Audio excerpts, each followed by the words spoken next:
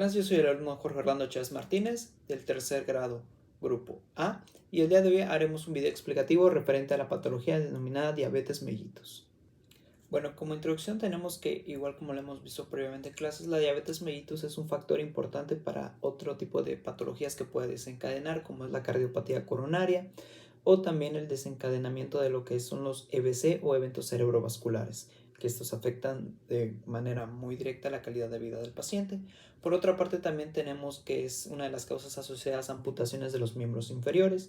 Entonces, esta patología es muy importante analizarla, tanto sus factores fisiopatológicos, así como sus relaciones etiológicas, su origen, su prevalencia, etcétera, así como cómo es que se desarrollan estos procesos fisiológicos en condiciones normales. Y bueno, ahora hablaremos acerca del control hormonal de la glucemia y tenemos que el cuerpo o nuestro organismo como tal pues requiere de ciertas demandas energéticas. ¿Y qué va a suceder en base a ello? Pues que se requieren de ácidos grasos, de la glucosa, etcétera, de otro tipo de elementos para que se puedan sintetizar y puedan restablecer una troficidad adecuada a nuestro organismo. Entonces tenemos que dentro de las funciones de la glucosa se encuentra la regulación hormonal. ¿Y esto en qué órgano se va a llevar a cabo? Pues primordialmente en dos, que va a ser el hígado, y en el páncreas endocrino. Y bueno, siguiendo con lo que es el control de la glucemia, pues tenemos que el páncreas, como lo hemos mencionado anteriormente y es muy importante, pues va a estar constituido por dos tipos de tejidos igual de importantes. Principalmente tenemos a lo que son los acinos, que estos se van a encargar de lo que es la secreción de jugos digestivos en lo que es la luz duodenal. Posteriormente también tenemos a los islotes de Langerhans, que estos igual van a ser bastante importantes. Se preguntarán por qué, pues básicamente estos van a secretar hormonas que se van a liberar a lo que es la circulación sanguínea. Y estas dos hormonas pues son muy conocidas, ¿no? Principalmente tenemos la insulina y posteriormente tenemos al glucagón. Y bueno, ¿qué va a hacer la insulina? A grandes rasgos lo que va a hacer la insulina es que va a favorecer lo que es la reducción de las concentraciones de lo que es la glucosa. Mientras que por el lado contrario, el glucagón se va a encargar de lo que es la liberación de las concentraciones de glucosa. ¿Y esto cómo lo va a hacer? Pues aquí entra la función del hígado endocrino. Básicamente en el hígado se concentra lo que son el glucógeno, que básicamente es glucosa que se almacena en este órgano. Posteriormente, al momento de que se busca restablecer lo que es la glucemia, pues se liberan estas concentraciones de glucosa desde el hígado hasta el torrente sanguíneo. Y bueno, ahora vamos a hablar acerca de lo que es la glucemia.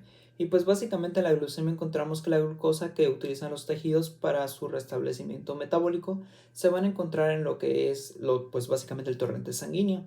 Entonces tenemos que en el torrente sanguíneo nosotros podemos medir cuantitativamente los niveles normales de lo que es la glucosa y estos se van a encontrar en un rango de 80 a 90 miligramos sobre decilitro.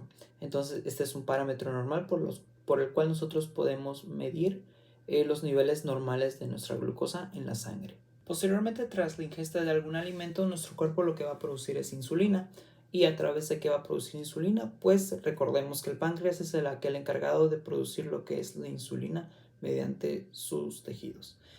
Posterior a ello también tenemos que pues básicamente la insulina va a restablecer lo que son estos altos niveles de glucosa y también el hígado va a intervenir y va a absorber 2/3 de la glucosa en la sangre para formar lo que es el glucógeno. Posteriormente el glucógeno nos va a ayudar muchísimo entre comidas porque pues básicamente el glucógeno se va a degradar para formar lo que es la glucosa y así restablecer la glucemia. Este proceso se conoce como glucogenólisis. Entonces pues este proceso va a degradar lo que es el glucógeno y va a formar la glucosa para restablecer la glucemia durante periodos en los cuales no estamos consumiendo ningún alimento. Cuando la glucosa pues básicamente no tiene un uso o este energético básicamente no se metaboliza porque no hay un requerimiento para ello, pues va a formar lo que son el glucógeno y posteriormente ácidos grasos. En ciertos tipos de tejidos como lo puede ser el tejido musculoesquelético o el tejido muscular esquelético o el propio tejido del hígado que pues hay altas concentraciones de glucógeno y se satura, pues se van a formar ácidos grasos y estos van a formar triglicéridos que se van a almacenar en lo que es el tejido adiposo, que es lo que podemos presenciar en personas que pues básicamente tienen obesidad. Y bueno, ahora vamos a hablar un poquito acerca de las hormonas reguladoras de lo que es la glucosa. Y estas básicamente son dos principales que hemos mencionado anteriormente y estas buscan restablecer lo que es la hipoglucemia. La hipoglucemia son bajas concentraciones de lo que es la glucosa en el torrente sanguíneo por debajo del rango normal que deberían ser. Entonces estas hormonas pues básicamente tienen el papel fundamental de restablecer este equilibrio metabólico. Bueno, como les habíamos mencionado anteriormente, vamos a tener dos hormonas muy importantes, principalmente la insulina. Y esta básicamente va a desencadenar tres elementos muy importantes por los cuales va a restablecer lo que es la glucemia.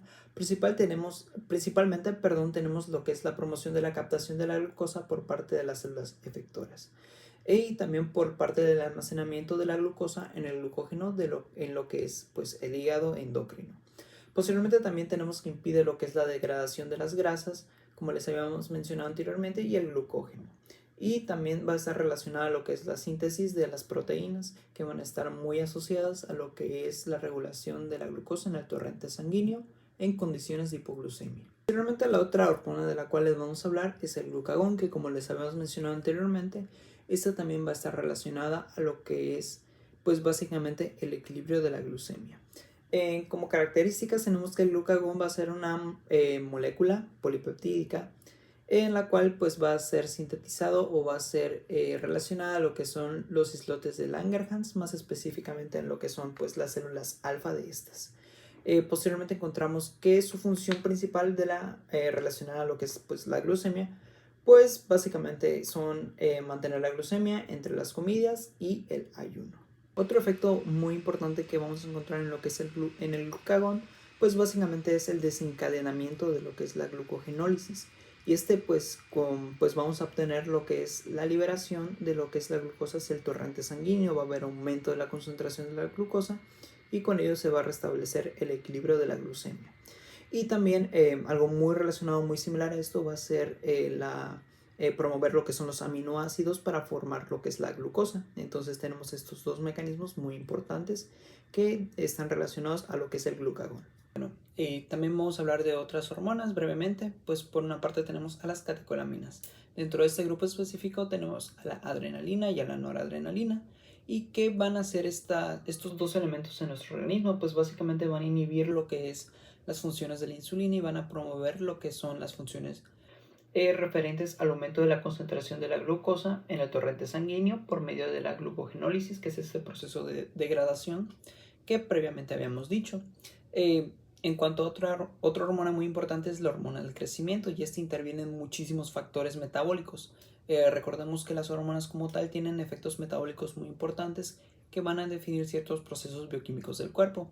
En cuanto a lo que es la hormona del crecimiento, pues encontramos diversos tipos de efectos metabólicos. Dentro de ellos encontramos la síntesis de proteínas y también la inhibición y la antagonización de lo que es la insulina, y va a promover pues lo que es la glucemia mediante pues la proliferación de la glucosa a través del torrente sanguíneo, aumentando su concentración. Y bueno, como lo habíamos analizado previamente, ahora vamos a entrar de lleno a lo que es la definición de lo que es la diabetes. Y bueno, básicamente la diabetes es un defecto en el metabolismo, y más que un defecto podríamos definirlo como una alteración del metabolismo de ciertos hidratos de carbono, de ácidos grasos, de lípidos, etc., en los cuales vamos a encontrar un desequilibrio o un desbalance en lo que es la insulina necesaria y lo que es la insulina total de lo que produce nuestro cuerpo. Y esto puede deberse a diferentes aspectos en los que la insulina interactúa con nuestro organismo. Por una parte podemos tener que la insulina es deficiente, por otra parte podemos tener que los receptores para la insulina se encuentran defectuosos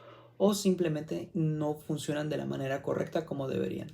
Posteriormente también tenemos que la producción de insulina se encuentra inactiva o que se degrada antes de que surjan los efectos que éste ejerce en el metabolismo de la glucemia.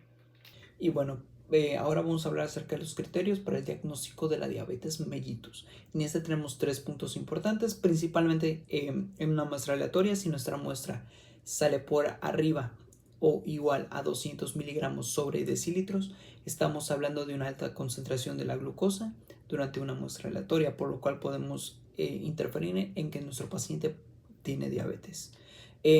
Tenemos otro punto muy importante que es en ayunas, y aquí cuantitativamente si tenemos un resultado mayor o igual a 126 miligramos sobre decilitros, estamos hablando de una alta concentración durante el periodo en ayunas, por lo cual podemos referir que nuestro paciente tiene diabetes.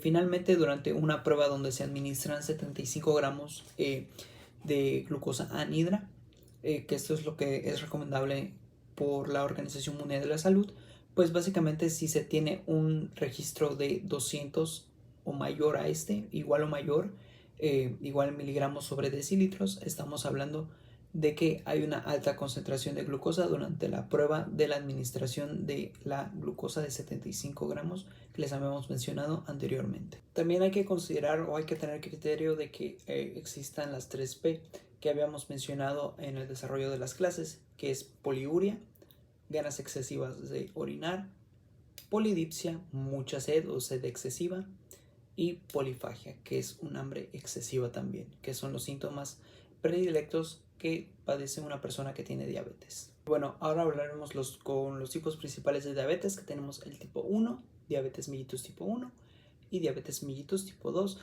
y pues básicamente tienen diferencias bastante interesantes. Por un lado tenemos la diabetes mellitus tipo 1 y esta se caracteriza por la destrucción de lo que son las células beta del páncreas productoras de insulina. En esta pues va a estar regulada por procesos autoinmunes que básicamente destruyen estas células porque no las reconoce el propio cuerpo, las conoce como ajenas y por ende ve un peligro en ellas. Entonces va a promover la destrucción de este tipo de células y por eso se refiere a que está mediada por procesos inmunes. Y dentro de este tipo va a haber una subdivisión que tenemos a la 1A y a la diabetes idiopática. Posteriormente también tenemos que la diabetes 1A es la que meramente va a estar pues relacionada a la destrucción autoinmune de pues este tipo de células beta del páncreas. Y de hecho en tiempo atrás este tipo de diabetes específica, o sea la tipo 1, pues se le conocía como diabetes juvenil porque se presentaba más que nada en personas jóvenes, pero cualquier persona de cualquier rango de edad puede padecerla. Por ende, ¿qué podemos decir referente a la diabetes tipo 1? Pues básicamente es un trastorno catabólico que va a referir a la ausencia absoluta de la insulina. Entonces, esta va a ser la característica específica de la diabetes tipo 1. Ahora vamos a hablar de la diabetes mellitus tipo 2 y esta básicamente se va a diferenciar de la tipo 1 porque sí va a haber los niveles relativos de lo que es la insulina, pueden estar altos, en cuantitativamente normales o pueden estar reducidos, pero estos van a generar una resistencia en el propio organismo que no puede metabolizar de manera correcta u óptima los procesos que desencadenan la insulina y esto va a provocar lo que es una hiperglucemia.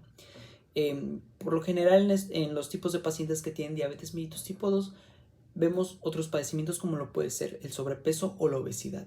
De hecho está muy relacionado esto a lo que es el síndrome metabólico que analizaremos a continuación. También cabe mencionar que en la diabetes mellitus tipo 2 la hiperglucemia va a llevar a alteraciones metabólicas muy relevantes para lo que es el diagnóstico del paciente. Dentro de estas encontramos las alteraciones de la función de las células beta que son producidas por el páncreas y también de la secreción de lo que es la insulina que viene relacionado a estas células, ¿no? Posteriormente también tenemos que la resistencia va a ser mayor y se va a dar de manera periférica. Entonces la insulina no va a ser reabsorbida o metabolizada de manera correcta. Entonces esto va a producir un aumento de lo que viene siendo la producción hepática de lo que es la glucosa. Entonces estos factores igual son muy importantes y deben considerarse. Y bueno, también tenemos que la resistencia a la insulina va a producir alteraciones muy graves en lo que es nuestro organismo y se van a ver relacionadas a otros procesos fisiológicos también muy importantes dentro de nuestro cuerpo.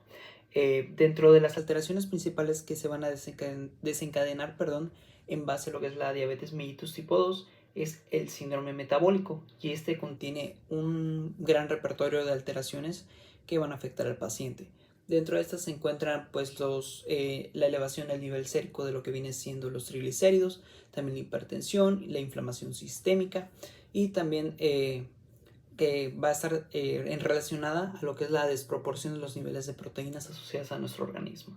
También va a haber alteraciones hacia la fibrinólisis y también alteraciones hacia la función del endotelio vascular, por lo cual va a provocar alteraciones en lo que son pues las estructuras macrovasculares. Bueno, en conclusión podemos decir que la diabetes mellitus es una enfermedad metabólica que afecta a 17 millones de personas solamente en los Estados Unidos. Imagínense la incidencia de esto y por ello es importante mantenernos prevenidos a través de sus procesos fisiopatológicos, además de saber acerca de su etiología y sus posibles diagnósticos y cómo se van desarrollando estos procesos fisiológicos hasta dar en concreto la enfermedad o en causa de ser autoinmune, como lo es en la diabetes mellitus tipo 1, puedes definir estos procesos que nos hacen diferenciarlos. Muchas gracias.